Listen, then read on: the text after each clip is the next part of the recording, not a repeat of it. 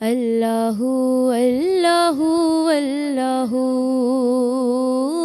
अल्लाहु अल्लाहु अल्लाहु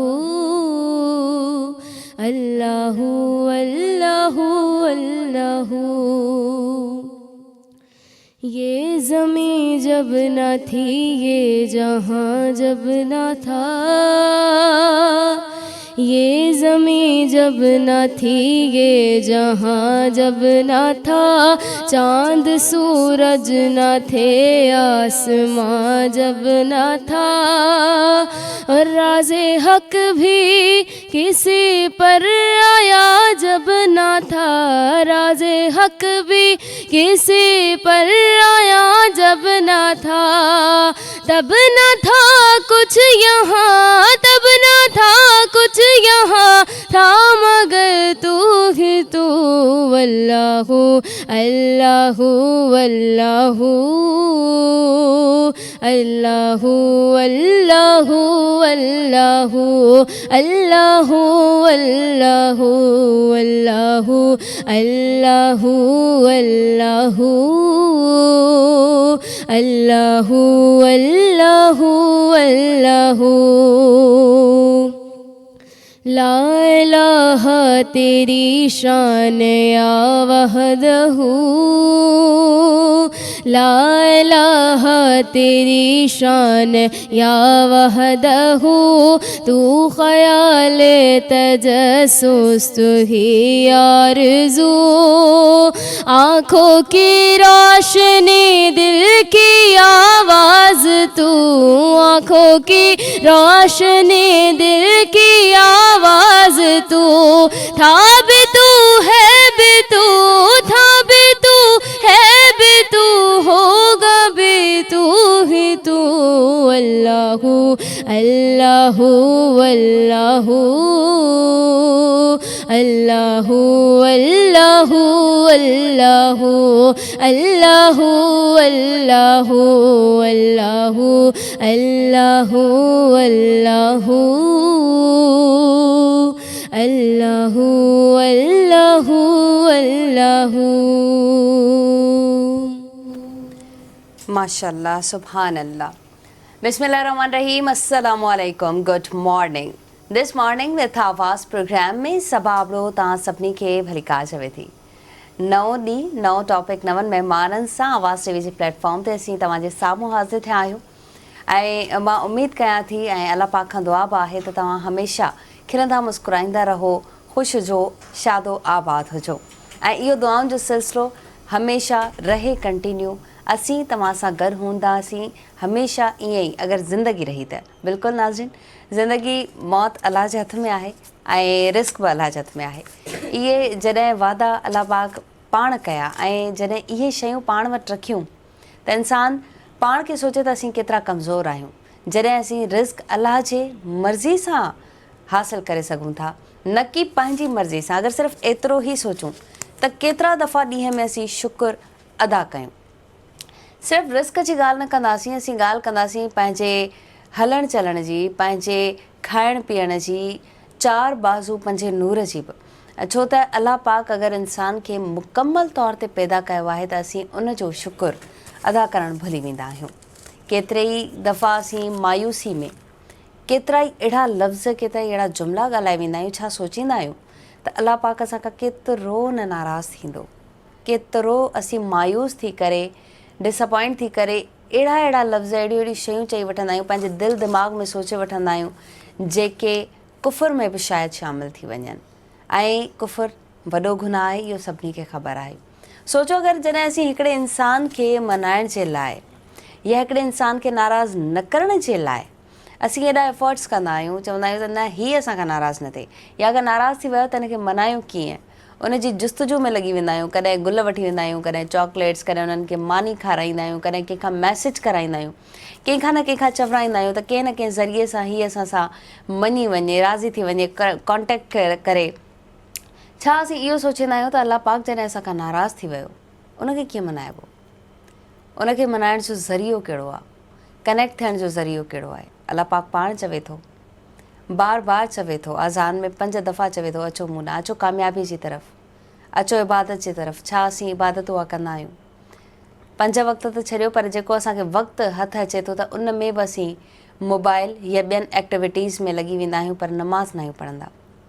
ऐं हाणे जॾहिं रमज़ान स्टार्ट थियण वारो आहे त इन में इहा एक्टिविटी असांखे खोड़ सारी नज़र ईंदी। असीं ॾिसंदासीं त जेके मस्जिदूं वीरान हुयूं, जंहिंमें सिर्फ़ु हिकिड़ी सफ़ हुई, उन में हाणे सिफ़ूं भरिजी वेंदियूं। उहे मस्जिदूं भरिजी वेंदियूं, उते बीहण जी जाइ न हूंदी। नमाज़ तरावीह शुरू कई वेंदी, इबादतूं शुरू कयूं वेंदियूं। ऐं अॼु जीअं जुमे जो भलारो ॾींहुं आहे, जुमे जी फ़ज़ीलत पंहिंजी आहे। जुमो चवंदा आहिनि त जॾहिं बि जुमे जी नमाज़ ते वञो या जुमे खां पहिरीं तव्हांखे गुस्ल करणु खपे, पाक साफ़ कपिड़ा पाइणु खपनि। ख़ासि करे अगरि तव्हां वटि अछा कपिड़ा आहिनि, अछो लिबास आहे, त तव्हां लाज़मी पायो। ऐं उन खां पोइ तव्हां पाण खे ख़ुशबू लॻायो ऐं उन खां पोइ तव्हां नमाज़ ते वञो। इहो अमल अगरि असां जुमे खां अलावा बि कयूं पंहिंजी ज़िंदगी में, रोज़मर्रा जी ज़िंदगी में, अगरि असीं पाक साफ़ थी, साफ़ सुथरा थी अलाह जे साम्हूं बीहूं, ऐं जीअं असीं माण्हुनि खे मनाइण जी कोशिशि कंदा आहियूं, उहे असांखां नाराज़ हूंदा आहिनि, असां कोशिशि हूंदी आहे असांजी त इहे असांखां कीअं बि राज़ी थी वञनि। इहो ई असीं अगरि अमल असीं पंहिंजे अलाह पाक लाइ कयूं ऐं असीं अलाह पाक खे राज़ी करण जी कोशिशि कयूं त केॾो न सुठो थींदो। फॉर एक्ज़ाम्पल, असां वटि जो कोई कमु न थींदो आहे त असीं चवंदा आहियूं त इहा अलाह जी मर्ज़ी हुई, शायदि इन में बि का हिकमत अमली हूंदी। बिल्कुलु ईअं आहे, बिल्कुलु ईअं आहे। पर छा असीं ईअं सोचींदा आहियूं, नेगेटिव त सोचे छॾियोसीं त बसि असांखे न मिली, शायदि इन में का नेगेटिव शइ हुजे ऐं अलाह पाक असांखां इहा परे करे छॾींदे। बिल्कुलु ईअं हूंदो आहे। अलाह पाक बंदे खां उहा शइ परे करे छॾींदो आहे जेका हुनजे हक़ में बहितरु न हुजे। पर छा असीं पाण खे ॾिसंदा आहियूं त असीं केतिरा एफर्ट्स कया आहिनि इनखे हासिलु करण जे लाइ? का इबादत, का दुआ, कंहिंखे चवरायोसीं, कंहिंखे चयोसीं, या वरी जंहिंजे हथ में सभु कुझु आहे, हीअ काइनात आहे, पतो पतो जंहिंजे हथ में आहे, यानी कि अलाह पाक जी ज़ात, नबी पाक जी ज़ात, छा असीं उन्हनि जे दर खे यादि कयोसीं, उन्हनि खे यादि कयोसीं ऐं उन्हनि खे चयोसीं त हीअ अगरि मुंहिंजे हक़ में बहितरु आहे त अलाह पाक हीअ मूंखे शइ हासिलु थी वञे। अगरि मां हीअ कमु करे रहियो आहियां, अगरि मुंहिंजे हक़ में बहितरु आहे त हीअ मुंहिंजो कमु आसान थी वञे, अलाह पाक मुंहिंजे लाइ हीअ आसानी फ़रमाए। अच्छा, मुसीबत ईंदी आहे त फ़ौरन असांखे अलाह पाक यादि अची वेंदो आहे, मुसला विछाए छॾींदा आहियूं ऐं खोड़ सारियूं इबादतूं कंदा आहियूं। जीअं असांखे एॾियूं मुक़दस अहम रातूं अलाह पाक नवाज़ियूं आहिनि, उन्हनि सॼी रातिनि में वेही इबादत कंदा आहियूं, रोज़ो बि रखंदा आहियूं त जीअं अलाह पाक असां सां राज़ी थिए। ऐं ॿिए ॾींहं खां वरी असांजो साॻियो ई अमल, साॻी रूटीन शुरू थी वेंदी आहे। अॼु ॻाल्हि ॿोल कंदासीं असीं रमज़ान अल मुबारक जे शुरू थींदड़ महीने जे हवाले सां। गॾोगॾु अॼु जुमो आहे त जुमे जी अहमियत ऐं फ़ज़ीलत बि पुछंदासीं पंहिंजे महिमान खां। बहितरीनु महिमान असां वटि मौजूदु आहिनि, जेके डॉक्टर बि आहिनि, डॉक्टर प्रोफेसर इमामुद्दीन कारी अल्लाह बख़्श साहब बहितरीन स्कॉलर आहिनि। अस्सलाम वालेकुम। वालेकुम सलाम। कीअं आहियो? अल्हम्दुलिल्लाह खैर। ठीकु आहियो? तबियत सही आहे? शुक्र अल्हम्दुलिल्लाह। तव्हांजी PhD मुकमल थी वई कारी साहब? जी जी अल्हम्दुलिल्लाह। एमफिल मुकमल थी वई। बहितरीन, माशाल्लाह। ॾिसो असांजा कारी साहब एमफिल करे वेठा आहिनि ऐं लास्ट टाइम तव्हां असांजे प्रोग्राम में आया, तव्हांखे थीसिस जमा कराइणी हुई, ॾाढा तकड़ा हुया। जी जी। सो माशाल्लाह सां बहितरीन थी वियो। अल्हम्दुलिल्लाह बहितरीन तरीक़े सां थी वियो। डिग्री बि वठी वरितीसीं। बहितरीन, अलाह तव्हांखे अञा वधीक कामयाबु कंदो। ऐं असांखे जंहिं हमद ॿुधाई शुरू में असांजे प्रोग्राम में, उन्हनि जो नालो आहे अनुषा वाजिद अली, जेके बहितरीन नातख़्वान आहिनि। अस्सलाम वालेकुम, कैसी हैं आप? ठीक है नाज़रीन, अॼु ॻाल्हि ॿोल कंदासीं रमज़ान अल मुबारक जे शुरू थींदड़ महीनो, उनजी अहमियत, असांखे कहिड़ा अमाल करणु खपनि, कहिड़ा अमल करणु खपनि, ऐं ख़ासि करे जुमे जी फ़ज़ीलत जे हवाले सां वठंदासीं नाज़रीन नंढिड़ो ब्रेक खां पोइ वापसि था मलिकार। नाज़रीन, मॉर्निंग विथ आवाज़ प्रोग्राम में असांजे प्रोग्राम जा स्पॉन्सर आहिनि टपाल मेज़बान, सिंध की नंबर 1 चाय, टपाल मेज़बान, जश्न जमालो गेम शो में अब आप मिल सकते हैं अपने favourite game show host Zuhaib Chandi और राजा मेमन से। गेम शो में अब आपके साथ होंगे आपके फेवरेट टिकटॉकर्स भी और आपके फेवरेट सिंधी सिंगर्स भी। सो पीते रहें टपाल मेज़बान, सिंध की शान। हिकु भेरो ॿीहर नाज़रीन, मां तारुफ़ ज़रूरु कराइणु चाहींदमि असांजे ॿिन्ही महिमाननि जो, बल्कि 3 महिमान बहितरीन महिमान आहिनि हिते। हिन वक़्तु ॿिए बहितरीन महिमान जो इज़ाफ़ो थियो आहे। बहितरीन स्कॉलर आहिनि प्रोफेसर डॉक्टर इमामुद्दीन साहब। अस्सलाम वालेकुम। कीअं आहियो? ठीकु आहियो? तबियत सही आहे?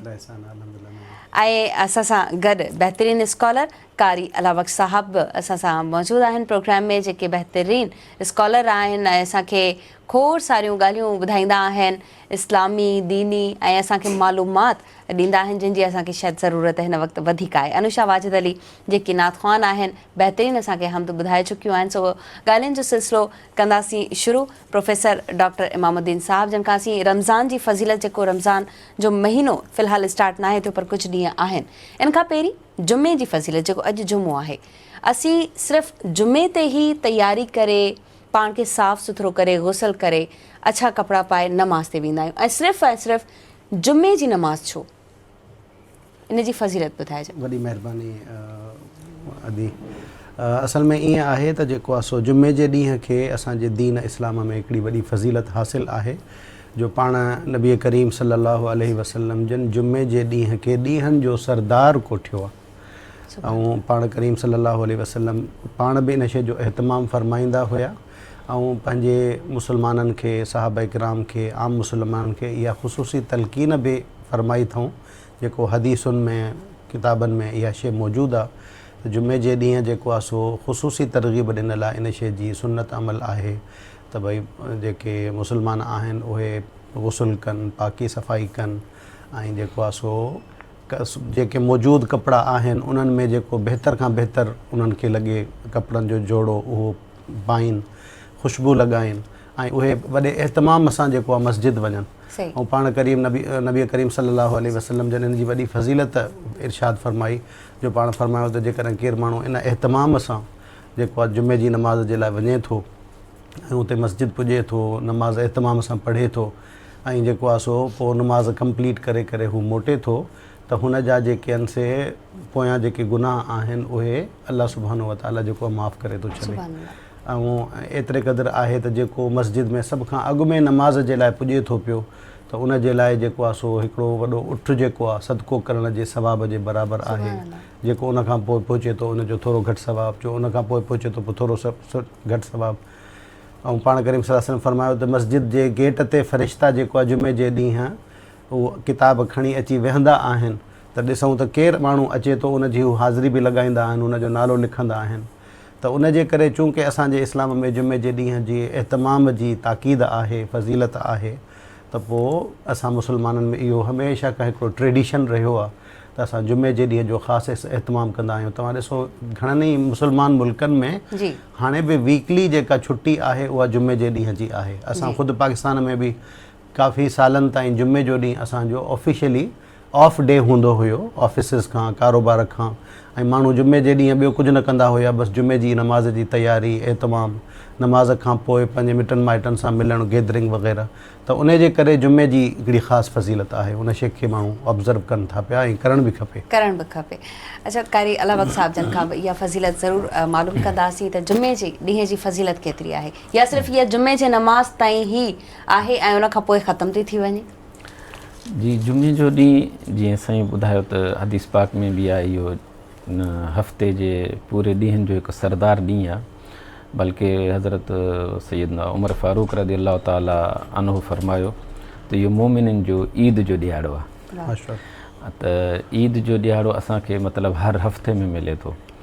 ऐं ॿी ॻाल्हि इहा आहे त अल्लाह रब्बुल आलमीन इन ॾिहाड़े में हिकु ख़ासि इबादत जंहिंखे नमाज़ जुमा पाण चऊं था, रोज़ रूटीन में त 5 नमाज़ूं ज़ुहर जी नमाज़ आहे, पर अल्लाह ताला इन ॾींहं में इहा ज़ुहर जी नमाज़ ख़तमु करे हिते जुमे जी 2 रकातूं मुक़ररु कयूं। जॾहिं त असां 4 रकात नमाज़ ज़ुहर पढ़ूं था, पर जुमे जे ॾींहुं 4 खे कटे वरी 2 करे ॾिना न।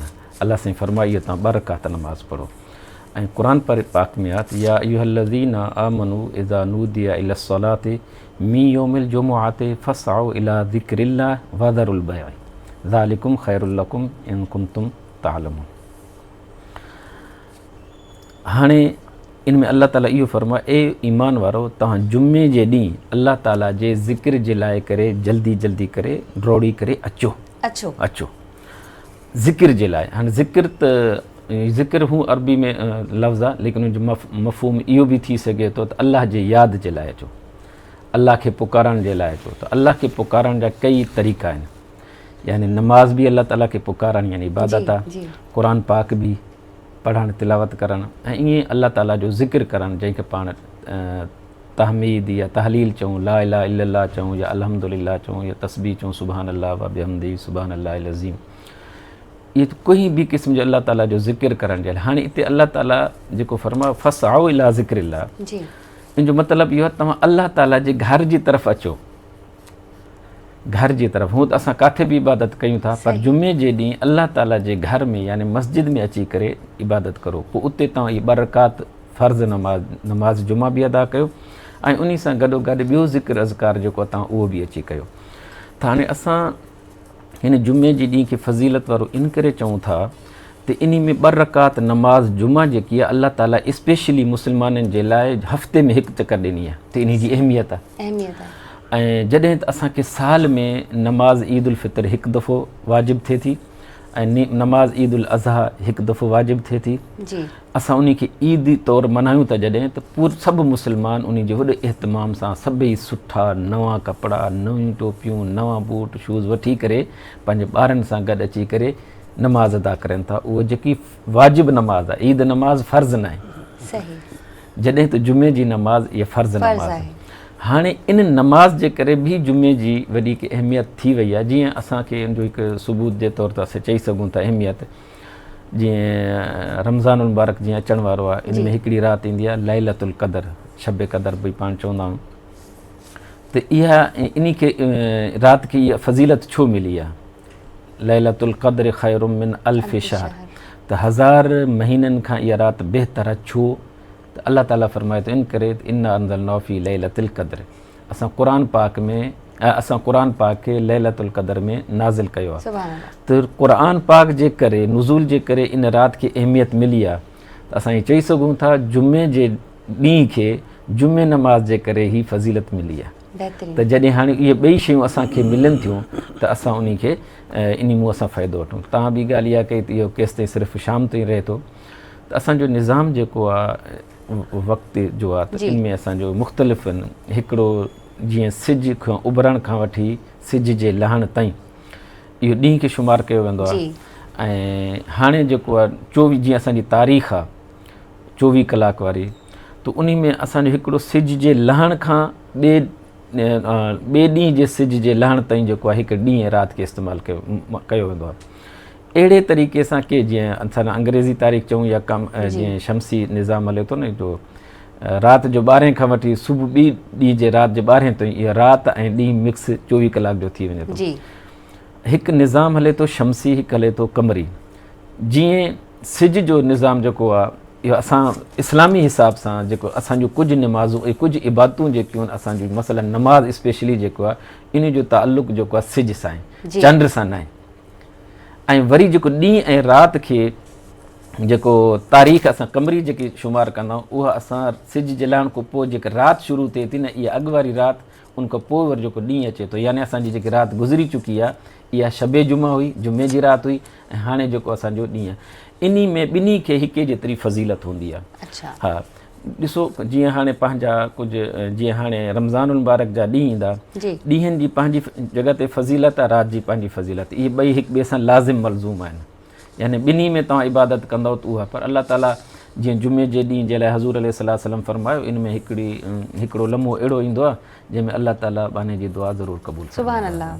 त ईअं ई हिन जुमे जे ॾींहं में जेकी फज़ीलत आहे इन नमाज़ जे बि करे आहे, ऐं इन जो ॾींहुं जेको आहे जुमे जेको टाइम शुरू थिए थी सिज कल्ह वारी, यानी ईअं चयो जॾहिं ख़मीस जे शाम जो सिज लहे थो, उन खां वठी ॿिए ॾींहं ताईं जुमे जे ॾींहं जो सिज लहण ताईं ईअं राति ऐं ॾींहुं जेको आहे ॿई जुमे जे ॾींहं में इस्तेमालु थींदा आहिनि। यानी कि असांखे इहा ग़लति फ़हमी हुई त सिर्फ़ु जुमे जी नमाज़ पढ़ी अचो त जुमे जो ॾींहुं ख़तमु, असांजी ज़िमेदारी ख़तमु। हा, जुमे जो उहो जेसि ताईं सिज लहे थो न एसी ताईं जुमे ख़तमु थी वियो, लेकिन इन जो स्टार्टिंग जेकी आहे राति खां ई शुरू थिए पई। ॾिसो केॾी न बहितरीन ॻाल्हि।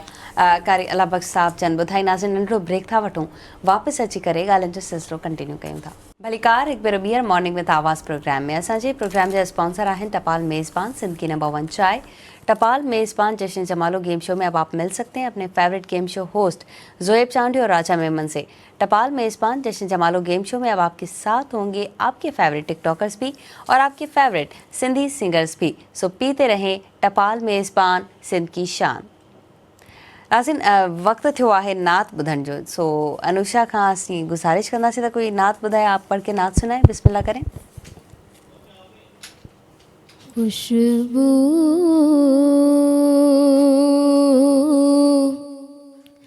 है दो आलम में तेरी,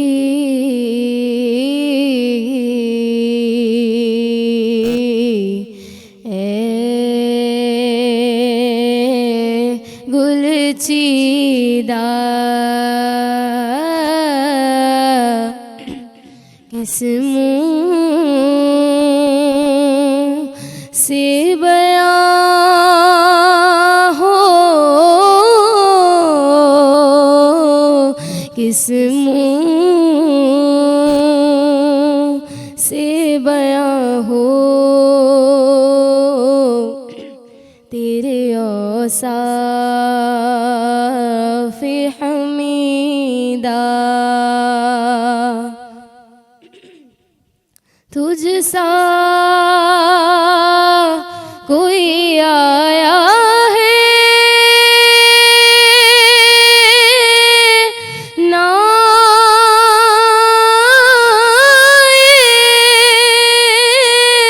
गा जहाँ में,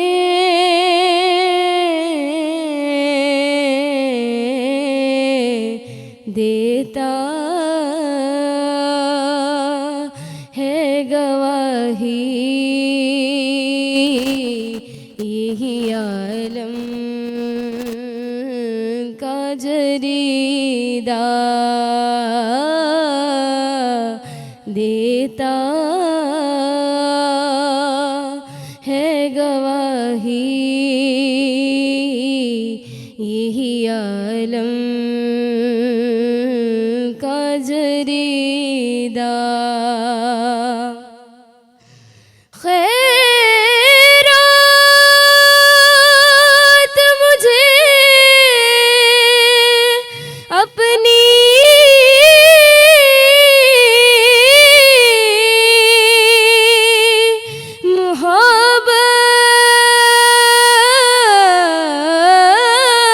मोहब्बत की अता कर,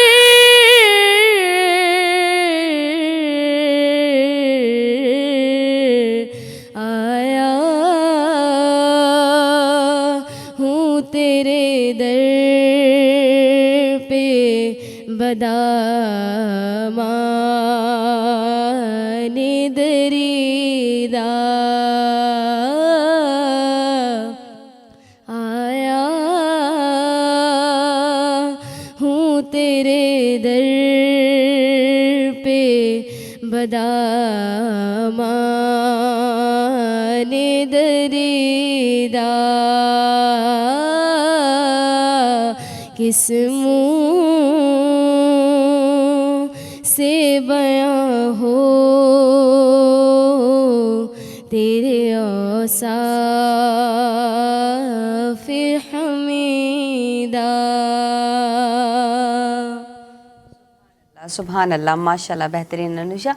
अच्छा, जीअं जुमे जी असीं ॻाल्हि कईसीं ऐं जुमे जी फ़ज़ीलत जी ॻाल्हि कईसीं, नमाज़ जी, मर्दनि लाइ छा सिर्फ़ु इहो वाजिबु आहे ऐं हुकुम आहे? इमामुद्दीन साहब फरमाईंदा त मस्जिद में अचो। छा औरतुनि लाइ कोई अहिड़ो हुकुम किथे बि न आहे? छा औरत मस्जिद में वञी नमाज़ नथी पढ़ी सघे? तमामु सुठो सवाल आहे। बिल्कुलु शरीयत में जेको मस्जिद जी जेका जमात जी नमाज़ जो हुकुम आहे उहो अल्लाह सुब्हानहू व तआला सिर्फ़ु मर्दनि खे ई वाजिबु कयो आहे। हिकिड़ी ॻाल्हि आहे ज़रूरी हुजणु, ऐं हिकिड़ी ॻाल्हि आहे इजाज़त हुजणु। त ज़रूरी हुजणु त मर्दनि जे लाइ आहे। मर्द खे अल्लाह नबी करीम सल्लल्लाहु अलैहि वसल्लम फरमायो जेका मशहूरु हदीस आहे कि हदीस जे किताबनि में आहे त पाण करीम नबी करीम सल्लल्लाहु अलैहि वसल्लम हिकिड़ी जमात नमाज़ जे वक़्त ते पंहिंजे सहाबनि खे इहो इरशाद फ़रमायो त मुंहिंजी दिलि थी चए त मुंहिंजी जॻह ते हिते केरु नमाज़ पढ़ाए ऐं मां जेको आहे मुहल्ले में वञा, जेके जेके माण्हू घरनि में नमाज़ पढ़नि पिया ऐं मस्जिद में नमाज़ पढ़ण जे लाइ नथा अचनि त मां उन्हनि जे घरनि खे बाहि ॾियारे करे साड़े छॾियां। हालांकि नबी करीम सल्लल्लाहु अलैहि वसल्लम केॾा रहमतुल्लिल आलमीन हुया, केॾा शफ़ीक़ हुया, लेकिन इन जो मक़सदु इहो हुयो त नबी करीम सल्लल्लाहु अलैहि वसल्लम असांखे नमाज़ बाजमात मर्दनि जे मामले में उन जी अहमियत ऐं फ़ज़ीलत जेको आहे ॿुधाइणु सेखारणु चाहिनि पिया। त उन जे करे तव्हांजो जेको सुवालु आहे त नमाज़ जेका जमात आहे उहा वाक़िअतनि मर्दनि जे लाइ ई हुकुम आहे त उहे मस्जिद वञनि ऐं मस्जिद वञी करे नमाज़ अदा कनि जुमे जी ख़ासि तौर ते। छो त जेको आहे सो ॿी नमाज़ जो त इहो आहे त भई अगरि तव्हां मस्जिद जी जमात में न पहुची सघिया त तव्हां किथे पंहिंजी जमात बि करे सघो था। सही। मिसाल 2-4 माण्हू आहिनि त गॾिजी करे पंहिंजी जमात बि करे सघनि था ऐं अकेले बि माण्हू पढ़ंदो त थी वेंदी। पर जुमे जी नमाज़ जी अदायगीअ जे लाइ शरई तौर ते शर्त आहे मस्जिद, उहा बि जामे मस्जिद, ऐं इहो शर्त आहे त जमात सां ई जुमो अदा थी सघंदो, इमाम जे पोयां ई जमात सां ई अदा थी सघंदो। त उन जो मतिलबु आहे त जमात इंतिहाई ज़रूरी आहे जुमे जे ॾींहं जे लाइ, जुमे जी नमाज़ जे लाइ। अगरि को माण्हू जुमे जे लाइ नथो वञी सघे मस्जिद, मिसाल कंहिं बि वजह जे करे हू न वञी सघियो त पोइ हुनखे जुमो न मिलंदो। मिसाल उहो ॿी कंहिं मस्जिद में वञी करे पढ़े थो त ठीकु आहे, बाक़ी जेकॾहिं मस्जिद में किथे न वञी सघियो त पोइ उहो जुमे जी नमाज़ जे मुतबादिल तौर ते ज़ुहर जी नमाज़ अदा करण जो उनखे हुकुम आहे। हालांकि जुमे जे ॾींहुं असां ज़ुहर जी नमाज़ अदा न कंदा आहियूं, जुमो ई अदा कंदा आहियूं। जीअं असांखे मुफ़्ती साहिब जन ॿुधायो त ज़ुहर जी नमाज़ असांजी 4 ॾींहंनि जी आहे, पर अलाह साईं उन जी जॻह ते जुमे में असांखे 2 रकातूं ॾिनियूं आहिनि। पर इन्हनि 2 रकातुनि जी इजाज़त तॾहिं आहे जॾहिं माण्हू जमात सां मस्जिद में वञी करे अदा करे। त इहा तव्हांजी जेका ॻाल्हि आहे त जेको जमात जो हुकुम आहे उहो बेसिकली मर्दनि जे लाइ आहे। इन में वॾी हिकमतूं अलाह सुब्हानो व तआला रखियूं आहिनि त माण्हू जमात सां नमाज़ अदा कंदा त उन में मुस्लमाननि में एको इतिहाद थींदो, मुस्लमान हिक ॿिए जे हालात खां बाख़बर थींदा त भई केरु बीमार आहे, केरु तंदुरुस्त आहे, कंहिं परेशानीअ में आहे वग़ैरह वग़ैरह। अलबत्ता औरतुनि जे लाइ जमात जी नमाज़ जो अदायगीअ जो हुकुम न आहे, बल्कि हिकिड़ी हदीस में नबी करीम सल्लल्लाहु अलैहि वसल्लम फरमायो त भई औरत घर में ई नमाज़ पढ़े उन जे लाइ बहितर आहे। ऐं जेकॾहिं घर में बि मिसाल जेको सहन वारो हिसो आहे उन जी बजाए उहो बरामदे में पढ़े त उहो अञा बहितर अथसि, छो त बरामदो सहन जे मुक़ाबले में वरी बि ढकियल आहे थोरो। ऐं पाण फरमायो त जेकॾहिं बरामदे खां कमरे जे अंदरि थी करे पढ़े त अञा बहितर अथसि, ऐं कमरे जे अंदरि में बि कंहिं कोने में अहिड़े में पढ़े जिते बिल्कुलु ई जेको आहे सो प्राइवेसी हुजे त उहो अञा बहितर आहे। त उन जे करे औरतुनि खे जमात जो हुकुम न आहे। पर इहो बि मसइलो शरई आहे, मुफ़्ती साहिब जन इन जी वधीक तस्दीक फरमाईंदा या इन ते वधीक रोशनी विझंदा, साईं इल्म वारा माण्हू आहिनि, त मस्जिद में अगरि औरत अची थी वञे ऐं नमाज़ अदा करे थी त बहरहाल उनखे जी नमाज़ अदा थी वेंदी।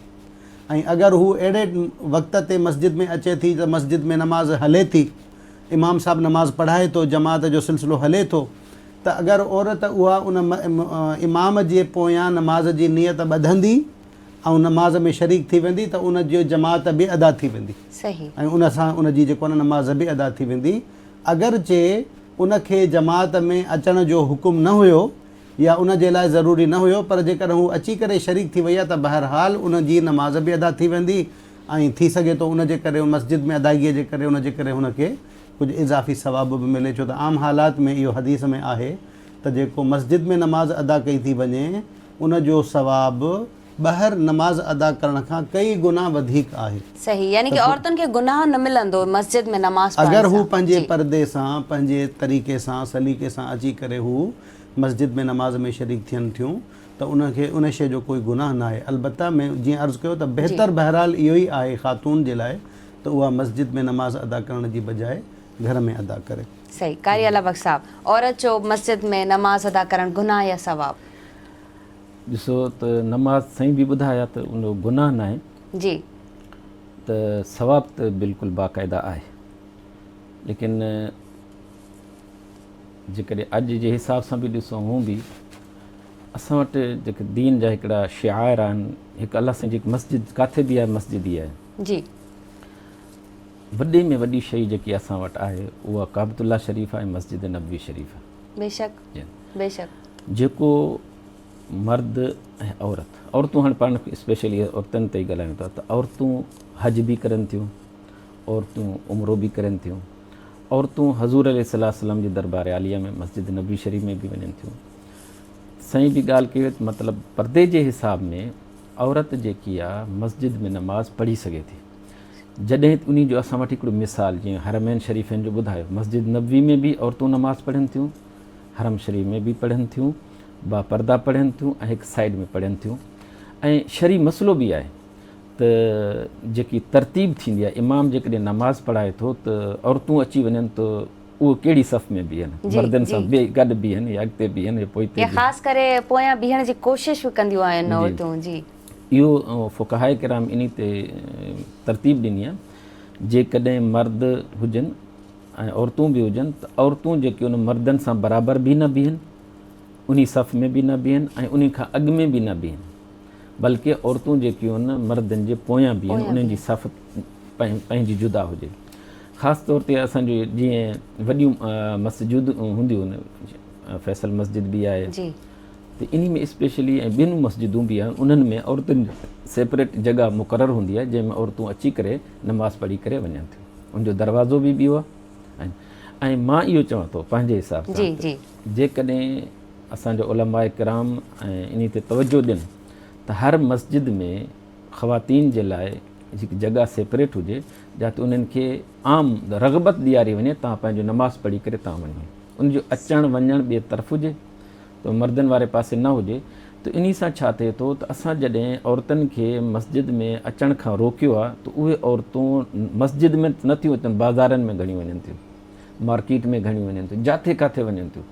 त उहे चवनि थियूं असां मतिलबु असां शायदि लाइक़ु ई न आहियूं मस्जिद में वञण जो। त ज़ाहिर आहे जॾहिं उन जे लाइ हिकु रस्तो बंदि कयो वेंदो त उहे औरतूं जेकियूं आहिनि त उन मतिलबु मस्जिद में न ईंदियूं।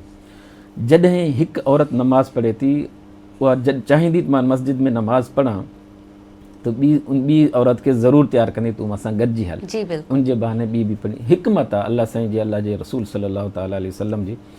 ऐं औरतूं हज़ूर अलैहिस्सलातु वस्सलाम जे ज़माने में मस्जिद नबवी शरीफ़ में अची करे नमाज़ पढ़ंदियूं।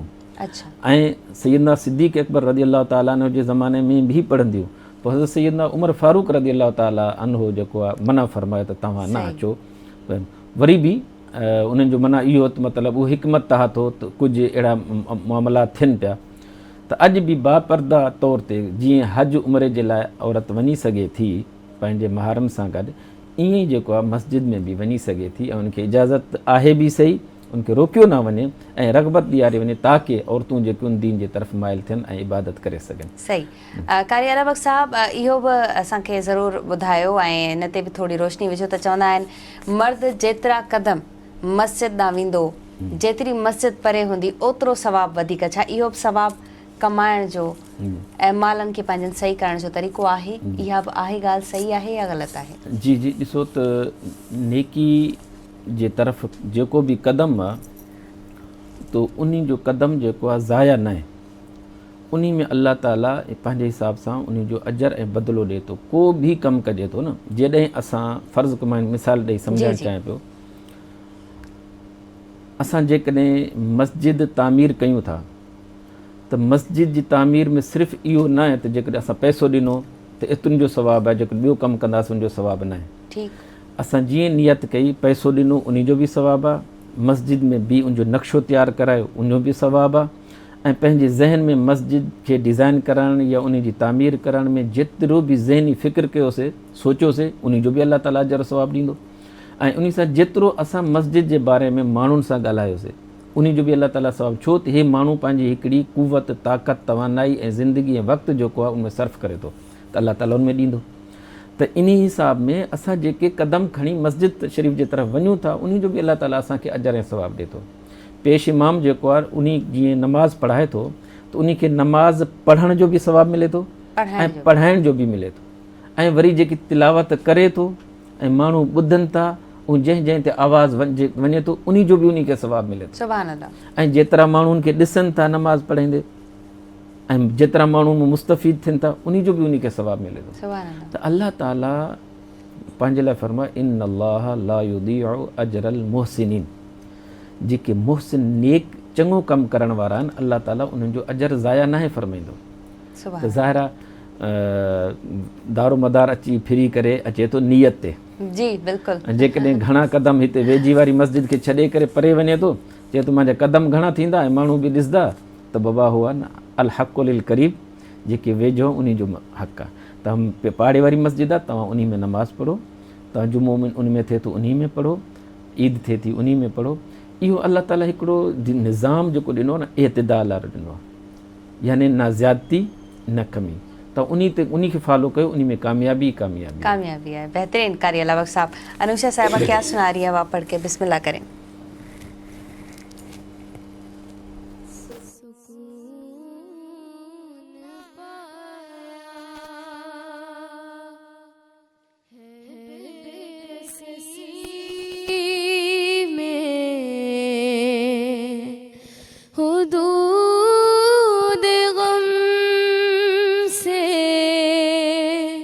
निकल गया हूँ ख्याल हज़रत जब आ गया है तो गिरते गिरते संभल गया हूँ, सुकून पाया, सुकून पाया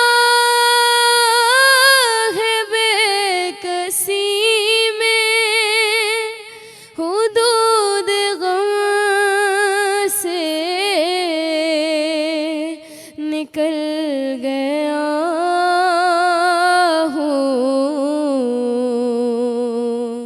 ख्याल हज़रत जब आ गया है तो गिरते गिरते संभल गया हूँ, सुकून पाया। मेरे जनाजे पे रोने वालों फरेब में हो बगौर देखो, मेरे जनाजे पे रोने वालों फरेब में हो बगौर देखो, मरा नहीं हूँ गमे नबी में,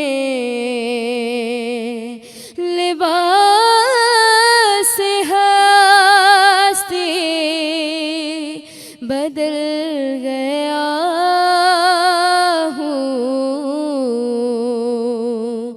मरा नहीं हूँ गमे नबी में, लिबास हस्ती बदल गया हूँ, सुकून पाया है बेकसी में, हुदूद गम से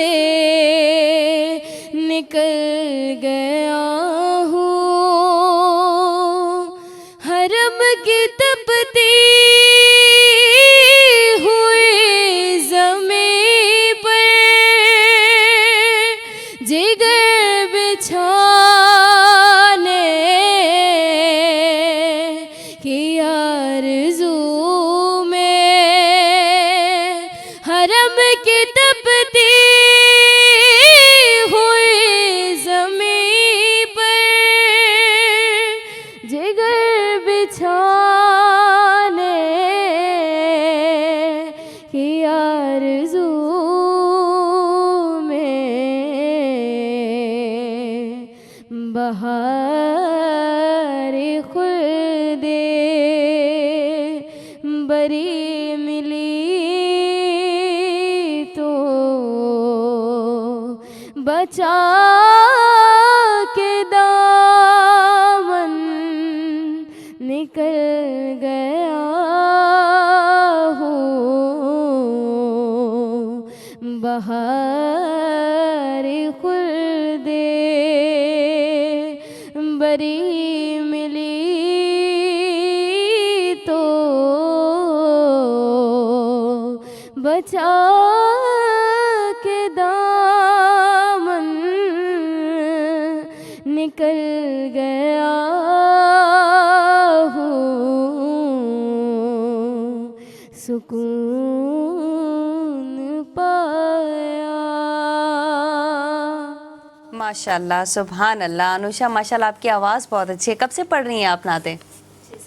6 साल की उम्र से। अभी भी आप छोटी ही हैं, 12 साल की हो गई हैं अभी आप। नाज़रीन, वठूं था नंढड़ो ब्रेक खां पोइ अची करे ॻाल्हियुनि जो सिलसिलो कंदासीं कंटिन्यू। तव्हां केॾा न welcome back in morning with आवाज़। ही प्रोग्राम ॾिसी रहिया आहियो तव्हां लाइव आवाज़ टीवी ते। असांजा स्पॉन्सर आहिनि टपाल मेज़बान, सिंध की नंबर 1 चाय।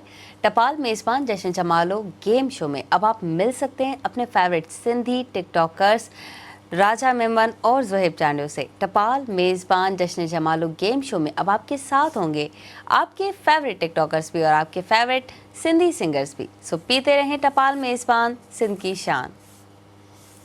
नाज़रीन, ॻाल्हियुनि जो सिलसिलो त कंदासीं कंटिन्यू। हिते असांखे ॿी बहितरीन नातख़्वान जिन जो नालो अनमता मिर्ज़ा आहे, उन्हनि जॉइन कयो आहे। उन्हनि खां बि नातो ॿुधंदासीं। कैसी अनमता आप?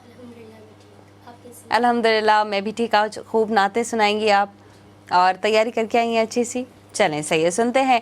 अच्छा, इन खां पहिरीं असीं कुझु सवाल असां वटि आहिनि, जीअं असां वटि उलमा वेठा आहिनि, बहितरीन इंफॉर्मेशन ॾेई रहिया आहिनि। सो उन्हनि खां शुरूआत कंदासीं। डॉक्टर इमामुद्दीन साहब जन खां मां पुछणु ज़रूरु चाहींदमि त हाणे कुझु टाइम बचो आहे रमज़ान जे स्टार्ट थियण में, असीं पंहिंजी एक्टिविटीज़ खे थोरो चेंज करण जी कोशिशि कंदा आहियूं। इन खां अलावा असीं छा करे सघूं था, कहिड़ी बहितरी आणे सघूं था त जीअं असांजो रमज़ान त गुज़री वञे पर असीं उन रूटीन में ई हुजूं? बिल्कुलु, ॾाढो बहितरीनु सुवालु आहे। रमज़ान जो महीनो जेको आहे न मुसलमाननि जे लाइ तमामु वॾी अहमियत जो हामिल आहे, जो उन जी अहमियत जो अंदाज़ो इतां लॻाइजे त जॾहिं रजब जो महीनो शुरू थींदो हुयो त नबी करीम सल्लल्लाहु अलैहि वसल्लम जन जेको आहे न रमज़ान जी तयारी शुरू कंदा हुआ। माना रमज़ान खां 2 महीना अॻु में खां पंहिंजे पाण खे रमज़ान जी रूटीन ॾे वठी वञण जी कोशिशि शुरू कंदा हुया। ऐं सहाबा किराम खे बि इन जी तलक़ीन कंदा हुया त बाबा पंहिंजी तयारी कयो, अॻिते हिकिड़ो अहिड़ो महीनो अचे थो जंहिंजो हिकिड़ो लम्हो जेको आहे, हिकिड़ी घड़ी जेका आहे उहा इंतिहाई क़ीमती आहे। उन में अल्लाह रहमत जा दरवाज़ा खोले छॾींदो आहे, अल्लाह जी रहमत वसंदी आहे। त पाण करीम सल्लल्लाहु अलैहि वसल्लम रजब खां ई उन जी तयारी शुरू कंदा हुया। ऐं जेको आहे सो जेको दुआ बि आहे, अल्लाहुम्मा बारिक लना फ़ी रजब व शौबान व बल्लिग़ना रमज़ान। त अल्लाह से असांखे रजब ऐं शौबान में बरकत ॾे ऐं असांखे रमज़ान जे महीने ताईं पुॼाए। माना उहा दुआ बि इन शइ जो सबूत आहे इन शइ जो त भई रजब खां वठी करे रजब शौबान 2 महीना नबी करीम सल्लल्लाहु अलैहि वसल्लम रमज़ान जे इंतज़ार में अची वेंदा हुया। ऐं जीअं असांखे इन शइ जो हुकुम बि आहे त बाबा चूंकि जेकॾहिं जेको मामिलो अहमियत जो वधीक हामिल हूंदो आहे त पोइ उन जी तयारी बि माण्हू ओड़े हिसाब सां कंदो आहे, वक़्त खां अॻु में कंदो आहे। जेकॾहिं मूंखे मिसाल कंहिं वॾे सफ़र ते वञिणो हुजे त बाबा मां हितां इस्लामाबाद थो निकिरां, लाहौर थो निकिरां, या मिसाल मां दुबई थो वञां, त मां तयारी जेको आहे न ओतिरो जेतिरो मुंहिंजो वॾो सफ़रु, वॾी ड्यूरेशन जे लाइ सफ़रु, कंहिं इम्पोर्टेंट मक़सद जे लाइ सफ़रु हूंदो, त मां पंहिंजी प्रिपरेशन पंहिंजी तयारी ओतिरो अॻु में खां शुरू कंदुमि। त रमज़ान मुसलमाननि जे लाइ इबादत जे हवाले सां हिकिड़ो इंतिहाई अहमियत जो हामिल महीनो आहे ऐं मुसलमान उनखे जीअं न कारोबारी तबिको पंहिंजे पाण खे चवंदो आहे त बाबा ईद असांजी कारोबारी सीज़न आहे, ठीकु आहे। त रमज़ान मुसलमाननि जे लाइ इबादत कमाइण जो, अलाह जी रहमत कमाइण जो, नेकियूं कमाइण जो सीज़न आहे ऐं उन जी तयारी आहे। त उन जे करे रमज़ान खां अॻु में ई खां असांखे पंहिंजे मामूलात खे छा तरतीब ॾियणी आहे, जेको तव्हांजो सुवालु हुयो, त तरतीब इहा ॾियणी आहे त बाबा असांखे हिकिड़ो त शाबान में नबी करीम सल्लल्लाहु अलैहि वसल्लम जेको आहे न रोज़ा रखणु शुरू कंदा हुया, इलाही घणा। पोइ उन जे करे त जीअं असांखे जिस्म खे रोज़े जी आदत पए, त जॾहिं असां रमज़ान में अचूं त असांखे उहा रोज़े जी जेका शिदत महसूसु थींदी आहे, बुख उञ जी सूरत में, उहा ख़तमु थी वञे ऐं असां जेको आहे न रोज़े सां यूज़ टू थी वञूं, रोज़े जा जो जिस्म जेको आहे रोज़े जो आदी थी वञे।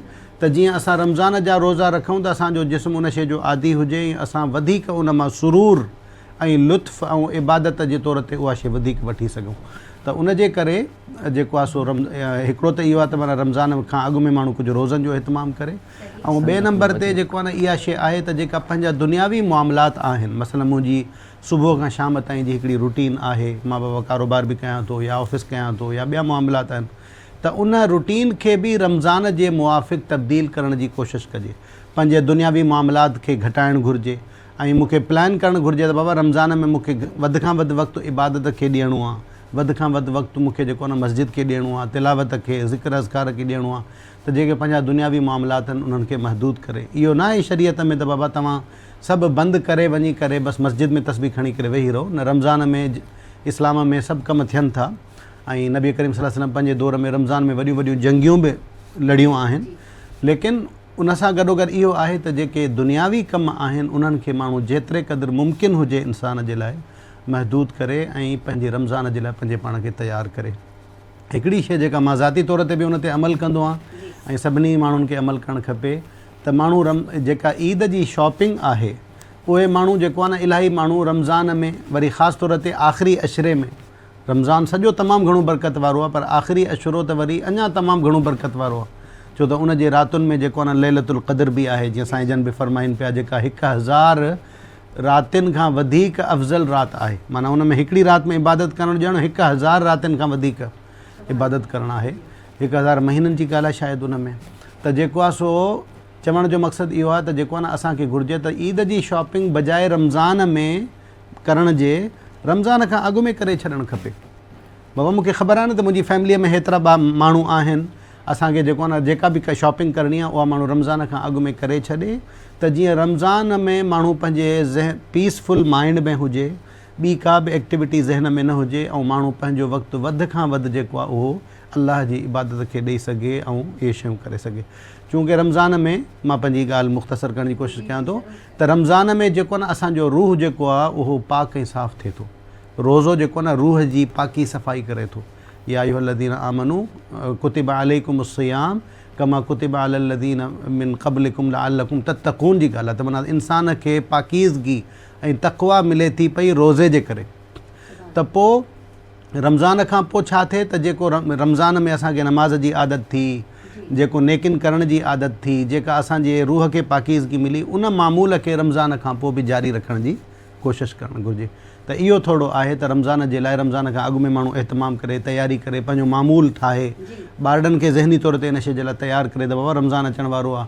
उन लाइ इहो आहे त घर में कोशिशि कयो, अगरि घर में गुंजाइश आहे त कंहिं हिकिड़े घर जे हिसे खे, कंहिं कमरे खे, कंहिं कोने खे तव्हां मस्जिद निमा ठाहियो, उते जाइ नमाज़ूं विछायो, दीवारुनि ते के अहिड़ा जेको न तव्हां अहिड़ा जेके वॉलपेपर टाइप हूंदा आहिनि लॻायो, जंहिं ते असांजो खाना काबा हुजे, जंहिं ते मस्जिद नबी जी तस्वीर हुजे, क़ुरान करीम जी तस्वीर हुजे।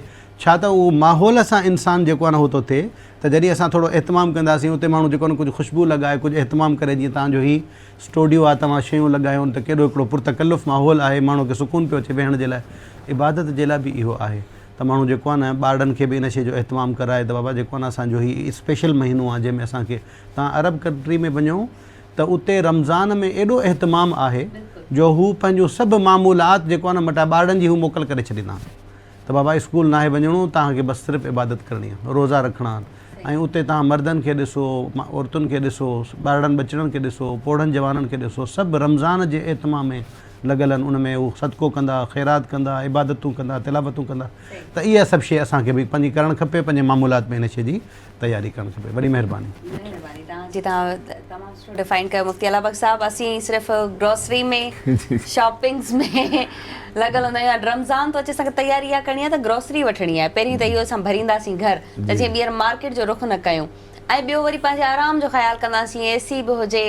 ऐं इवेंट हाणे त इलाही माण्हुनि लाइ एतिरी फैसिलिटीज़ कयूं वियूं आहिनि जो जाइ नमाज़ बि थोरी हाणे उन में बि फोम अची वियो आहे त तव्हांखे तकलीफ़ न थिए। इहा असीं पाण तकलीफ़ नथा बर्दाश्त करणु चाहियूं या बसि असांखे तकलीफ़ मिले ई न, या मज़ो ई न आहे तकलीफ़ में? तकलीफ़ चई त मज़ो आहे, छा चवंदव? इन ॻाल्हि सां त मां तव्हां सां शायदि इतफ़ाक़ न कयां जी। छो त पुरसुकून अलाह साईं जी इबादत कजे न, पुरसुकून तरीक़े सां कजे। जेतिरो तव्हांजो जाइ नमाज़ आला क़िस्म जी हूंदी, जो तव्हां पंहिंजी हीअं माण्हुनि खे ॾेखारण जे लाइ न, बहितरीनु क़िस्म जी आहे। जीअं साईं चयो हिकु मख़सूसु जॻह ठहियलु हुजे, उन में स्टिकर या जीअं पेनाफ्लेक्स या की वॉलपेपर सुठा लॻल हुजनि, काबतुल्ला शरीफ़ आहे, मस्जिद नबी शरीफ़ आहे, अहिड़ा जेकॾहिं सीनरियूं लॻल हूंदियूं। ऐं ॿियो जेको माण्हू वेहे थो न कालीन ते या सुठे मुसले ते, त उते पुरसुकून तरीक़े सां नमाज़ पढ़े थो। सही। तव्हां ॾिठो हूंदो के मस्जिदियूं अहिड़ियूं हूंदियूं आहिनि, ॾाढा आला क़िस्म जा उन में कालीन जेके आहिनि विछायल हूंदा आहिनि, त उते उन में AC बि लॻल हूंदा आहिनि मस्जिद में, ऐं ख़ूबसूरत मस्जिद हूंदी आहे। पोइ उते जंहिं महिल माण्हू नमाज़ पढ़े थो न, सुकून सां पढ़े थो। माना सुकून जे हिसाब सां माण्हू खे करणु घुरिजे, जेतिरी भली शइ आहे। हदीस पाक आहे या मक़ूलो अरबी जो बाद उलमा फरमाती, इन अल्लाह जमीलुन व युहिब्बुल जमाल। अल्लाह ताला पाण सुहिणो आहे, सूंह खे पसंदि फरमाईंदो आहे। जेतिरो कमरो सुहिणो हूंदो, जेतिरो लिबास सुठो सुहिणो हूंदो, जेतिरे मतिलबु जाइ नमाज़ सुठी हूंदी, भली ॻाल्हि आहे। साईं जंहिं ॻाल्हियुनि जी तरफ़ तवजो ॾियारी तमामु बहितरीनु। ऐं मां इन सां ॻाल्हि इहा बि चवंदुमि त ज़ाहिर आहे हिकिड़ी शादी जी ईद जी शॉपिंग वग़ैरह बि आहे, लाज़मी बि आहे, करणु घुरिजे बि। ऐं रमज़ान खां बहितर जीअं साईं आइडियो ॾिनो, तमामु बहितर। कुझु मामूलात असांखे इन स्पेशल, जीअं साईं हिकु लफ़्ज़ फरमायो त सीज़न जो महीनो आहे, त इहे सीज़न जो मां वरी चवंदो आहियां 3 महीना सीज़न जा लगातार। हिकु रजब जो महीनो बि सीज़न आहे, सीज़न शुरू आहे। अच्छा, रजब खां ई शुरू आहे। हा, छो त रजब जो महीनो हुरमत जो महीनो आहे। अल्लाह ताला असां मुस्लमाननि खे 4 महीना हुरमत जा ॾिना आहिनि, यानी वॾी इज़त वारा ॾिना आहिनि। उहे 3 गॾु हिकिड़ो जुदा आहे, यानी ज़ुल्हज, अल्लाह अकबर, ज़ीक़ाद, ज़ुल्हज, मुहर्रम, इहे 3 महीना हुरमत वारा महीना। ऐं 4थो महीनो रजब जो महीनो, इहो वरी जुदा करे ॾिनो आहे। सही। ऐं हदीस पाक बि आहे त हज़ूर अलैहि सल्लम फरमायो, रजब जो महीनो अल्लाह ताला जो महीनो आहे, शाबान मुंहिंजो महीनो आहे, ऐं रमज़ान मुंहिंजी उम्मत जो महीनो आहे। सुभान अल्लाह। त पोइ छा सीज़न लगातार थियो, ज़बरदस्त थी वियो। ॿी ॻाल्हि इहा आहे त माण्हू जो हिकिड़ो मक़सदु हुजणु घुरिजे त तयारी छा करणी आहे। असां ज़ाहिरी पंहिंजे इन तबी या लवाज़िमात जेके आहिनि उन में लॻा रहंदो, लेकिन रूहानी जेकी अहम शइ जेके तरक़ी थी सघे थी, सीज़न में हमेशह माण्हू कमाइण जी कोशिशि कंदो आहे। त छा कमाइजे? दुनिया कमाइजे, आख़िरत कमाइजे, छा कमाइजे? बहितर त आहे न आख़िरत कमाइजे, त आख़िरत हमेशह हूंदी। हे दुनिया जेकी आहे कुझु वक़्त जे लाइ फ़ानी आहे। त क़ुरान पाक में बि आहे, मन कान युरीदु हर्सल आख़िरत नज़िद लहू फ़ी हर्से व मन कान युरीदु हर्सद दुनिया नुअतिही मिनहा व मा लहू फ़िल आख़िरत मिन नसीब। अल्लाह ताला फरमायो त तव्हां जेको माण्हू आख़िरत जो चाहे थो न, तो अल्लाह ताला फरमाए थो मां उनखे आख़िरत जो घणो मतिलबु बरकतूं ॾेई छॾींदी। ऐं जेको सिर्फ़ु माण्हू दुनिया ई कमाए थो, त दुनिया में अल्लाह साईं फरमाए जेतिरी कोशिशि कंदो मां ओतिरो ई ॾींदोमांसि, पर आख़िरत में उनजे लाइ कुझु न आहे। यानी अहम दुनिया कमायो उहो बि आख़िरत जे लाइ। दुनिया कमायो आख़िर, यानी रिज़्क़ कमायो, हलाल कमायो, ॿारनि खे हलाल खारायो, ऐं उहो जेको हलाल जेको तव्हां ॿारनि खे खाराईंदो उहो तव्हांजे लाइ सदको बि आहे, उहो आख़िरत जे लाइ बि आहे। तव्हां कमाईंदो।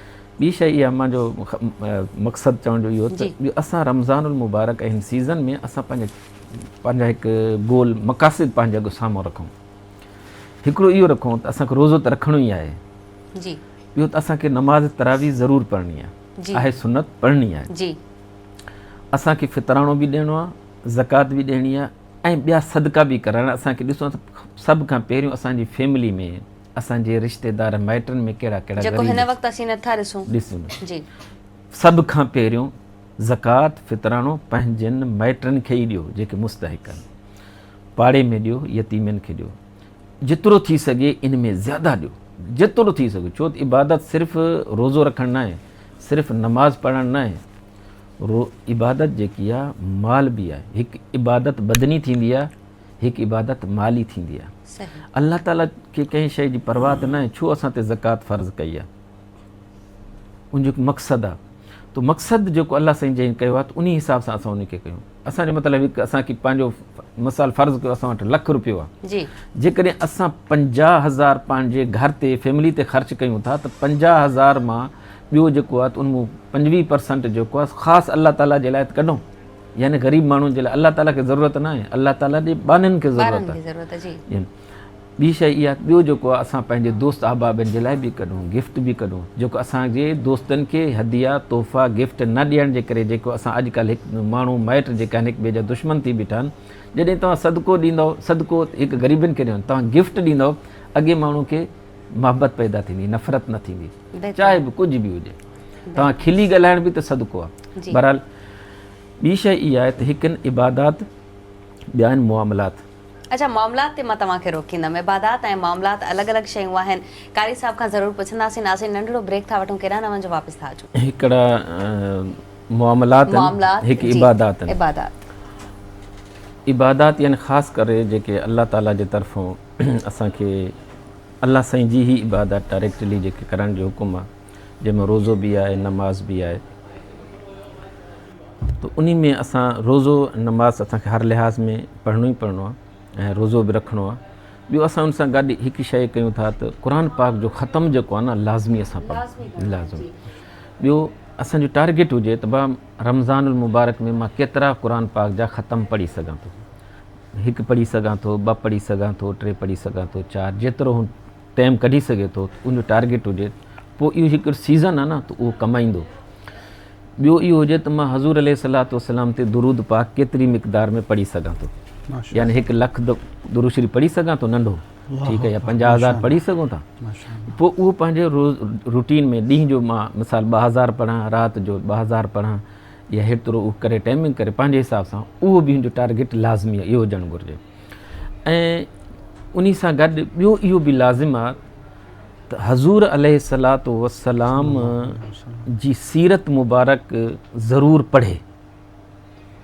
हा, ज़रूरु पढ़े।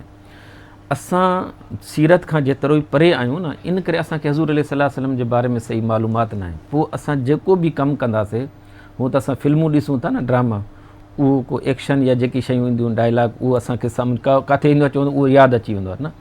पोइ असां में इहो जॾहिं असां हज़ूर अलैहिस्सलातु वस्सलाम जी सीरत मुबारक पढ़ी हूंदीसीं त पोइ किथे बि ॻाल्हि थींदी त न हज़ूर अलैहिस्सलातु वस्सलाम हिन जॻह ते हीअं कयो हुयो, हिन जॻह ते हज़ूर अलैहिस्सलातु वस्सलाम हीअं फरमायो हुयो, त मां जे लाइ त बि इहा आहे, इहो बि करणु घुरिजे। यानी उनखे मुतालो स्टडी बि ज़रूरु करणु घुरिजे, स्पेशली हज़ूर अलैहिस्सलातु वस्सलाम जी सीरत मुबारक ते।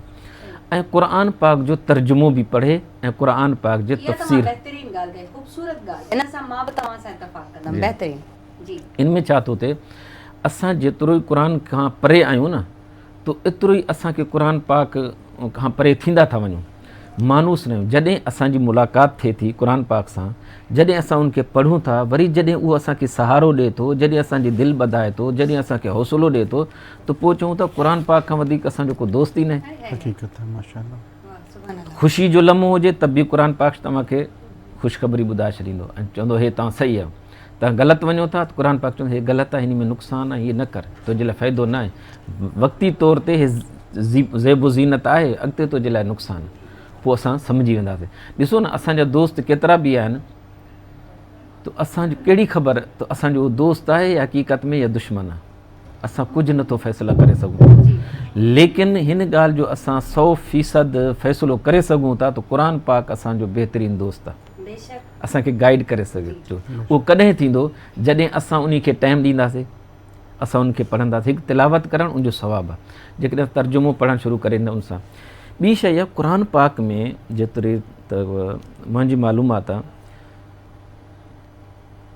20%, 25% खणी चऊं त 30% बि इबादात ते क़ुर पाक आहे, जी लेकिन 70%, 75%, 80% मुआमलात ते आहे।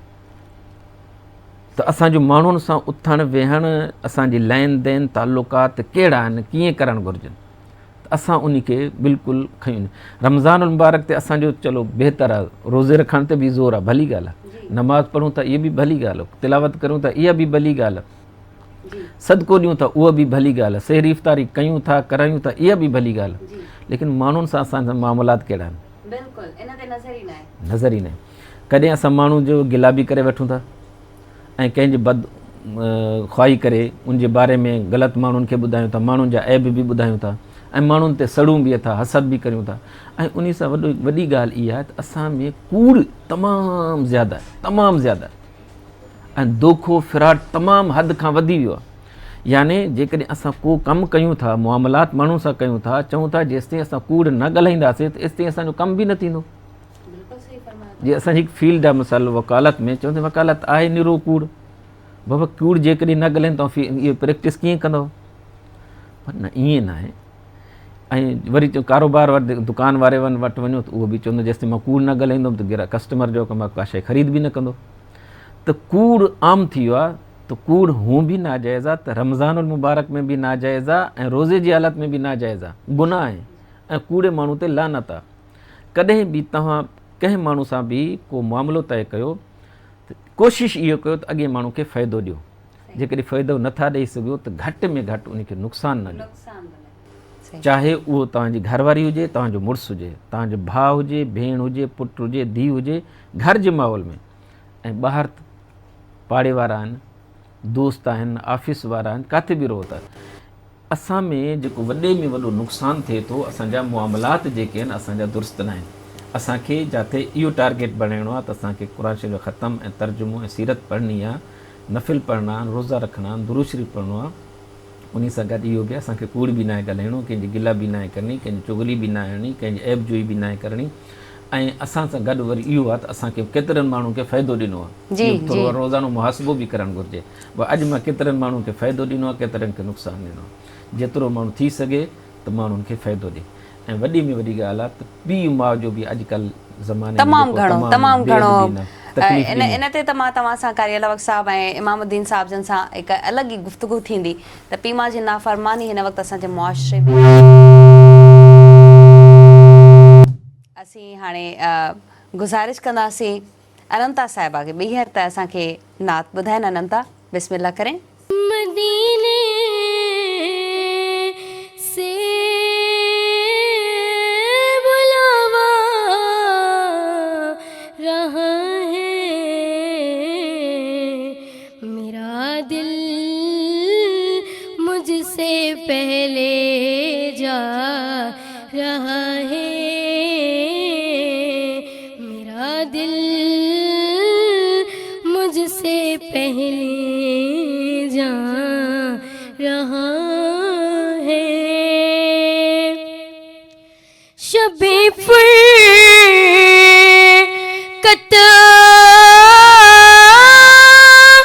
से दिल घबरा रहा है शबे फुरकत से दिल घबरा रहा है मदीना आपका याद आ रहा है मदीना आपका याद आ रहा है यहाँ मर्ज़ी नहीं चलती किसी की यहाँ मर्ज़ी नहीं चलती किसी की मदीने वाला ही बुलवा रहा है मदीने वाला ही बुलवा रहा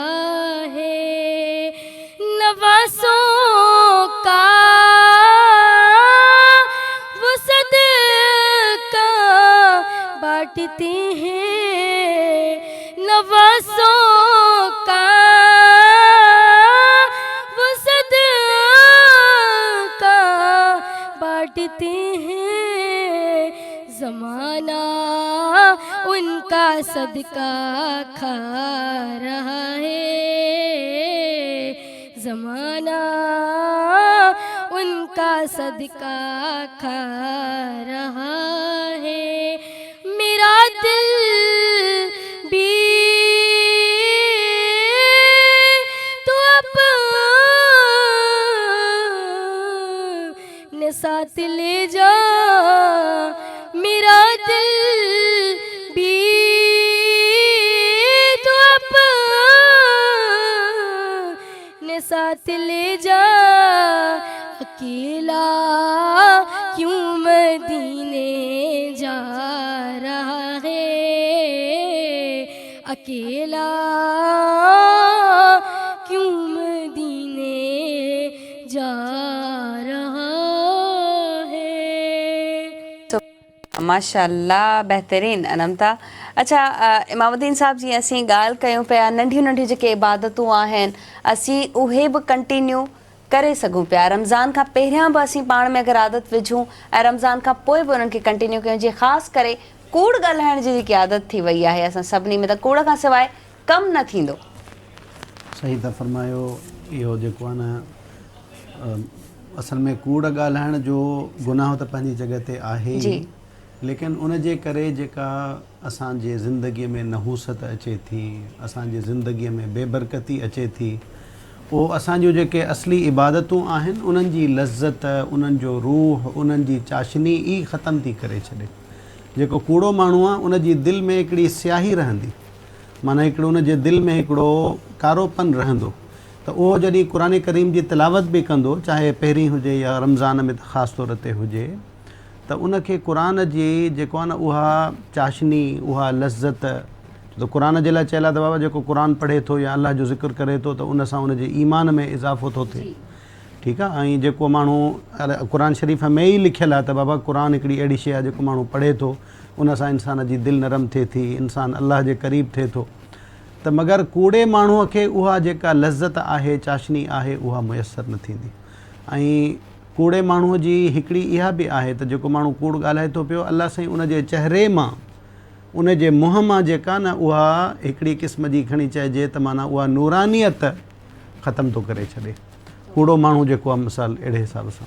त उन जे करे इहा साईं जन बि पंहिंजी ॻाल्हि फरमाई, तव्हां बि ॾाढो राइटली चयो त कूड़ जी ॾाढी आदत थी वई आहे। अच्छा, अफ़सोस जी ॻाल्हि इहा आहे त बिला ज़रूरत बि माण्हू कूड़ ॻाल्हाइनि था। हिकिड़ो त इहो आहे, हा, हिकिड़ो त इहो हूंदो आहे त भई चलो इंसान खे किथे मजबूरी आहे त उहो बि ग़लति गुनाह आहे, मजबूरी आहे त बि माण्हू बचणु खपे, सचु सच आहे। ऐं हदीस में चयल आहे त बाबा जेको ख़ुतबे में बि ॿुधाईंदा आहिनि त बाबा सच जेको आहे नजात ॾियण वारी शइ आहे, ऐं कूड़ जेको आहे उहो हलाकत में विझण वारी शइ आहे। जॾहिं बि माण्हू सच ॻाल्हाईंदो त पोइ इंसान खे हिकिड़ी इनर सेटिस्फिकेशन रहंदी त बाबा मां सच ॻाल्हायो आहे, बसि जेको बि आहे इहो ई आहे। पर जेको कूड़ो माण्हू हूंदो, कूड़ ॻाल्हाईंदो त हुनखे अंदरां मलामत बि थींदी, पोइ उन खां पोइ हिकिड़े ॿिए ॾिठल ख़ौफ़ में मुब्तला रहंदो त यार किथे मुंहिंजो इहो कूड़ ज़ाहिर न थी पए, मां हो न थी पवां। वरी उन कूड़ खे बचाइण जे लाइ ॿिया 100 कूड़ बि हुनखे हणणा पवंदा।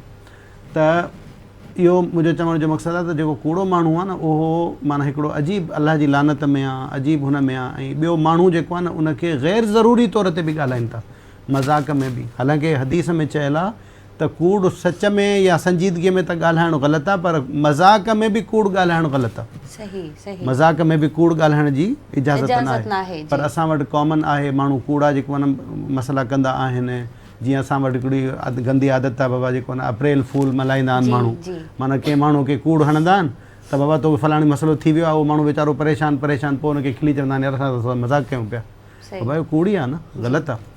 त उन जे करे रमज़ान खां अॻु में असांखे पंहिंजो मुहासिबो करण जी ज़रूरत आहे।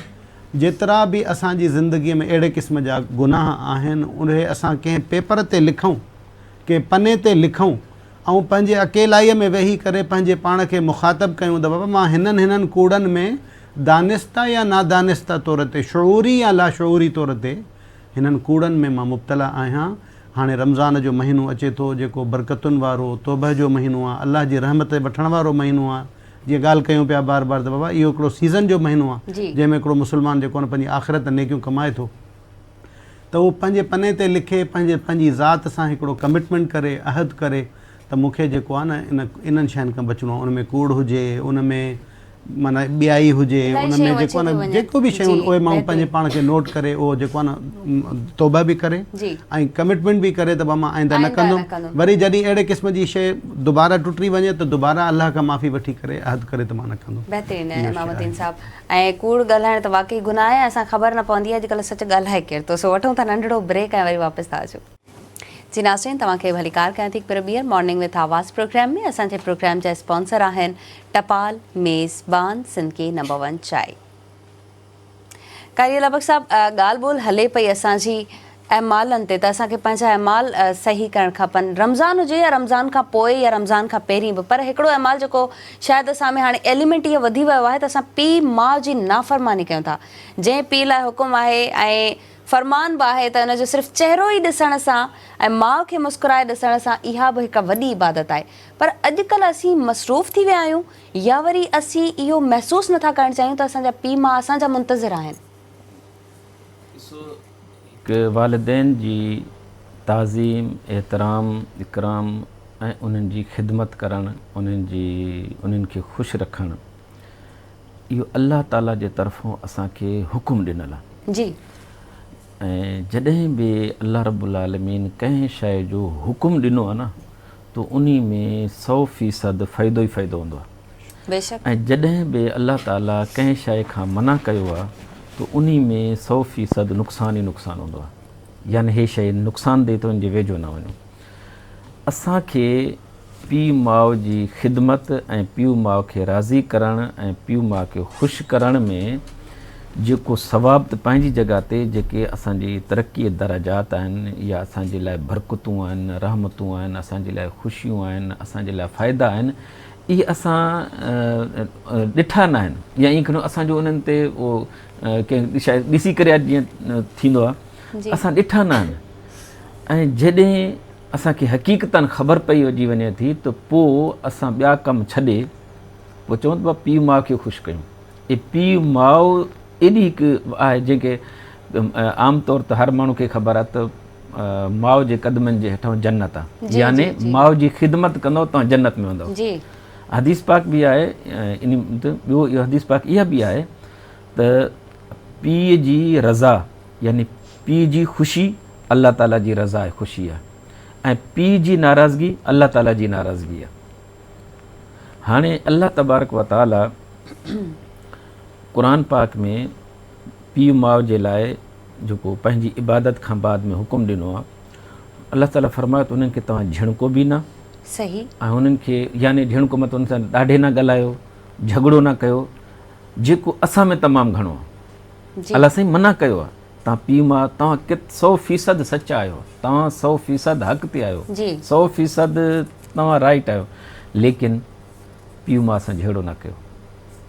छो कंदव हक़ ते हुजण जे बावजूद बि तव्हांजो नुक़सानु आहे, छो त अल्लाह मना फरमायो।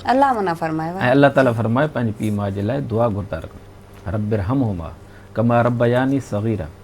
अल्लाह ताला फरमायो त तव्हां पीउ माउ जे लाइ तव्हां ईअं दुआ घुरो, ए अल्लाह असांजे पीउ माउ ते ईअं रहम का फरमा जीअं ईअं इन्हनि असांजे नंढपण ते असां ते रहम फरमायो। ॾिसो न पीउ माउ जॾहिं ॿारु जॾहिं कोई ॻाल्हाए नथो सघे, सिर्फ़ु रोईंदो आहे त पीउ माउ परेशान थी वेंदा आहिनि, थोरो बीमार थींदो आहे पीउ माउ परेशान थींदा आहिनि, केतिरो मतिलबु हुन जी का तकलीफ़ बर्दाश्त न करे सघंदा आहिनि, पोइ उन ते केतिरो उनखे महिनत करणी पए, केतिरी तकलीफ़ खणणी पए, केतिरो पैसो ख़र्चु करिणो पए, लेकिन चवंदा असांजे ॿार खे तकलीफ़ न हुजे। अल्लाह साईं फरमायो तव्हां पंहिंजे पीउ जे लाइ इहो दुआ, माउ जे लाइ दुआ घुरो, अल्लाह असांजे पीउ माउ खे कंहिं क़िस्म जी तकलीफ़ न हुजे, अल्लाह ताला खां घुरणो। जॾहिं असां इहा दुआ घुरूं त पहिरियों पाण बि त ॾिसूं न पंहिंजे पीउ माउ खे तकलीफ़ ॾियूं था या न। त हिकु असांखे दुआ चाहे पीउ माउ ज़िंदा हुजनि या पीउ माउ फ़ौत थी विया हुजनि, उन्हनि जे लाइ दुआ घुरणी आहे। अल्हम्दुलिल्लाह जेकॾहिं पीउ माउ ज़िंदा आहिनि त तव्हां उनजे लाइ दुआ बि घुरो ऐं उन्हनि जी ख़िदमत बि कयो ऐं उन्हनि खे ख़ुशि कयो। कंहिं दर्जे ते दुनियावी या उखरवी मक़ाम ते पहुचणु चाहियो था त पीउ माउ जी ख़िदमत कयो, पीउ माउ खे राज़ी कयो, ऐं पीउ माउ खे जेतिरो तव्हां ख़ुशि रखंदो अल्लाह ताला ओतिरियूं ख़ुशियूं तव्हांजे ज़िंदगी में ॾींदो। मुकाफ़ात अमल थींदो आहे, तव्हां भलाई कंदो पीउ माउ सां, तव्हांजी औलाद तव्हां सां भलाई कंदी। जेकॾहिं तव्हां पंहिंजे पीउ माउ खे पौढ़ाइप में ओल्ड होम में छॾे ईंदव त तव्हांजी औलाद वरी तव्हांखे छॾे ईंदी, पोइ उते वरी तरसंदा वठो त मुंहिंजो पुटु अचे, मुंहिंजी धीउ अचे, कंहिं मां ॾिसां। सही। बहरहाल चवण जो मक़सदु इहो आहे त कामयाबी जेकी आहे अलाह ताला असांखे ॾिनी आहे त पंहिंजे पीउ माउ जी ख़िदमत करो। ॿियो इहो त हाणे पूरी ज़िंदगी में आहे न जी। त रमज़ान मुबारक में जेकॾहिं तव्हां पीउ माउ खे ख़ुशि कंदव त केॾो सवाबु मिलंदो। इलाही। ऐं जेकॾहिं उन्हनि जी दिलि मूं दुआ निकिरे, असुर जो उथी करे तव्हांजे लाइ दुआ घुरनि, या परदेस में तव्हां आहियो या उहे आहिनि तव्हांजे लाइ दुआ घुरनि, तव्हां जॾहिं उनखे ख़ुशि कयो था, उन्हनि खे पैसे जी ज़रूरत न हूंदी आहे, लेकिन उन्हनि खे ज़रूरत पीउ माउ खे औलाद जे टाइम जी हूंदी आहे। त पीउ माउ खे औलाद केतिरो टाइम ॾिए थी, केतिरो ॻाल्हाए थी, केतिरो ख़ुशि करे थी, त उन्हनि जी अखियुनि जो ठार जेको आहे औलाद ई हूंदी आहे, जंहिं लाइ सभु कुझु कंदा आहिनि। पोइ असांखे इहो अहसासु थिए जॾहिं असां पंहिंजी औलाद जे लाइ ईअं कयूं था त असां बि त कंहिंजी औलाद आहियूं, बेशक उन्हनि जूं बि त कुझु ख़ुशियूं हुयूं, जी। त असां त उन्हनि जूं ख़ुशियूं कयूं। जेकॾहिं असां उन्हनि जी ख़ुशि कंदासीं अलाह ताला ई राज़ी थींदो। जॾहिं अलाह ताला राज़ी आहे त पोइ दुनिया हर शइ राज़ी, बिल्कुलु असांखे हर शइ मिली वेंदी। इमामुद्दीन साहब, पीउ माउ खे राज़ी करणु छा सिर्फ़ु इहा ॻाल्हि रहिजी वई आहे त असां पीउ माउ जो लटो कपिड़ो, खाधो पीतो, दवा, हर शइ पूरी कयूं था, असीं पीउ माउ जी ख़िदमत करे छॾीसीं बसि? बिल्कुलु ईअं न आहे। कपिड़ो लटो या खाधो पीतो प्रोवाइड करणु बि उनजो हिसो आहे, उन शइ जी ज़रूरत अहमियत पंहिंजी जॻह ते आहे। लेकिन जीअं साईं जन बि फ़रमायो ॾाढो दुरुस्त तरीक़े सां त भई उन्हनि खे पैसे ऐं इन्हनि ज़रूरियात ज़िंदगीअ जी ज़रूरत गॾु आहे, पर उन खां वधीक उन्हनि खे ज़रूरत तव्हांजे तवजुह जी आहे, तव्हांजी उन्हनि जो ख़ैरु ख़्वाही करणु, उन्हनि सां ॻाल्हाइणु, उन्हनि सां वेहणु। छो त ॾिसो असांजो मुआशिरो अहिड़े टाइप जो डिज़ाइन थियल आहे त इहे ई पीउ माउ कंहिं दौर में असांजी जॻह ते हुया, ऐं घर जी सॼी डिसीशन मेकिंग जेका हुई, फ़ैसिला करण जो जेको फ़ैसिलो करण जो इख़्तियार हुयो, उहो इन पीउ माउ खे हुयो। ऐं असांजी नंढड़ीअ खां नंढड़ी कंहिं शइ खां वठी करे वॾे में वॾो ज़िंदगी जो को डिसीशन हुयो त उहे कनि पिया, असां उन्हनि जे मातहत हुयासीं। अॼु अलाह साईं उन्हनि खे पौड़प में पुॼायो आहे, डिसीशन मेकिंग असां वटि आहे, अर्निंग जा सोर्सिस असां वटि आहिनि, मुआशिरो अहिड़ो थी वियो आहे त पोइ आहिस्ता आहिस्ता उहो उन्हनि खे साइड लाइन लॻाए थो। त इहो हिकिड़ो नेचुरल हूंदो आहे त केरु माण्हू कंहिं दौर में अगरि कंहिं पोज़ीशन ते हुजे, डिसीशन मेकिंग उनखे हुजे, अॻियां पोयां उनजी तवजो हुजे, ऐं पोइ हू जेकॾहिं साइड लाइन थी वेंदो आहे त उन जे लाइ वीचारे जे लाइ उहा कैफ़ियत हिकिड़ी जीअंदे जी जेको आहे न मौत आहे। त वालिदेन वीचारनि खे जेको आहे न आख़िर उमिरि में अची करे इहा अकेलाई, तन्हाई, पंहिंजे पाण खे नज़र अंदाज़ करण जो जेको आहे अहसासु, ऐं पंहिंजी अहमियत न हुजण जो अहसासु, घर में मतिलबु सभु ख़ुशियूं हलनि थियूं, माउ पीउ वीचारा साइड में आहिनि, उन्हनि खे लॻंदो आहे त असांखे ज़ाइद शइ आहियूं जेके बसि कोने में पिया आहियूं, मतिलबु असांजी का अहमियत न आहे। त असांखे माउ पीउ खे जेको न खाधो खुराक, कपिड़ो लटो, इहे त सभु ॾियणी आहे, दवा दारू करणी आहे बिल्कुलु, लेकिन उन खां वधीक उन शइ जी अहमियत आहे त भई माउ पीउ जेसिताईं हयात आहिनि त उन्हनि खे पंहिंजे घर जे मामलात में मरकज़ी हैसियत में रखो। जेको बि फ़ैसिलो आहे उहो उन्हनि खे चई करे, उन्हनि खां राय वठी करे कयो। मसलन जेकर मां वॾो आहियां, बाबा हींअर मुंहिंजे पंहिंजे बचड़नि जे शादियुनि रिश्तनि जो मामिलो आहे त मूंखे घुरिजे त मां पंहिंजे बचड़नि जे शादियुनि रिश्तनि जे मामले में बि पंहिंजे वालिदेन सां कंसल्ट कयां, कोशिशि कयां मां उन्हनि खे सॼी कैफ़ियत ॿुधाए करे उन्हनि खां राय वठां त बाबा तव्हां वॾा आहियो, तव्हांजो छा ख़्यालु आहे, या इन खां अलावा बि ज़िंदगीअ में जेके मामलात आहिनि उन्हनि सां वेहणु खपे ऐं हुननि खे ख़िदमत करणु खपे, उन्हनि जी ॻाल्हि ॿुधणु खपे। थोरो टाइम ॾियण सां ई हुननि जा अधु ग़म जेके न दूर थी वेंदा। सो उन जे करे मतिलबु कपिड़े लटे सां गॾोगॾु जेको आहे न ॿी तवजो, अहमियत, ख़िदमत उन शइ जी वॾी ज़रूरी आहे। बहितरीन नाज़रीन, असांजे प्रोग्राम जो वक़्तु पुॼाणी ते पहुचे थो, तव्हां खां वठंदासीं इजाज़त। डॉक्टर प्रोफेसर इमामुद्दीन साहब, तव्हांजी महिरबानी, तव्हां क़ीमती टाइम कढी असांजे प्रोग्राम में आया। कारी अलाबक साहब, तव्हांजी बि महिरबानी। ऐं तव्हांखे त अञा खोड़ सारी तकलीफ़ ॾी हुई, छो त हाणे असांजो रमज़ान स्टार्ट आहे, तव्हांखे बि दावत दी हुई, असीं सभु गॾु हूंदासीं रमज़ान ट्रांसमिशन में बि।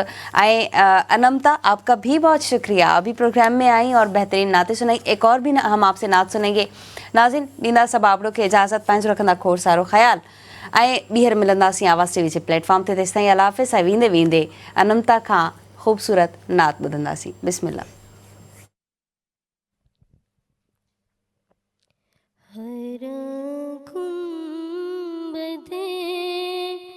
जो देखोगे ज़माना भूल जाओगे, हरा गुंबद जो देख ज़माना भूल जाओगे अगर तबा को जाओगी तो आना भूल जाओगी अगर तबा को जाओगी तो आना भूल जाओगी नहीं तेरा ज़ियादा चांद तारों अपनी रंगत पर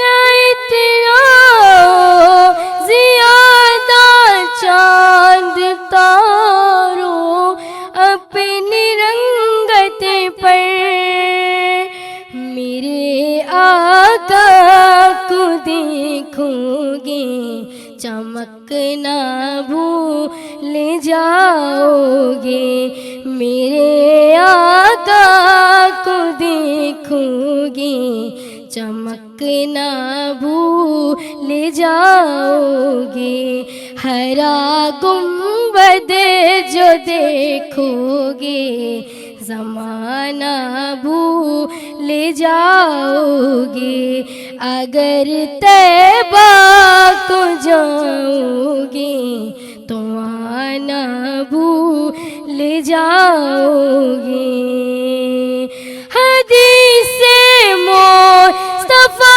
पर तुम जो हो जाओ अमल पैरा हदीस मुस्तफा पर तुम जो हो जाओ अमल पैरा कसम अल्लाह की माँ को सताना भूल जाओगे कसम अल्लाह की माँ को सताना भूल जाओगे हरा गुंबद जो देखोगे ज़माना भूल जाओगे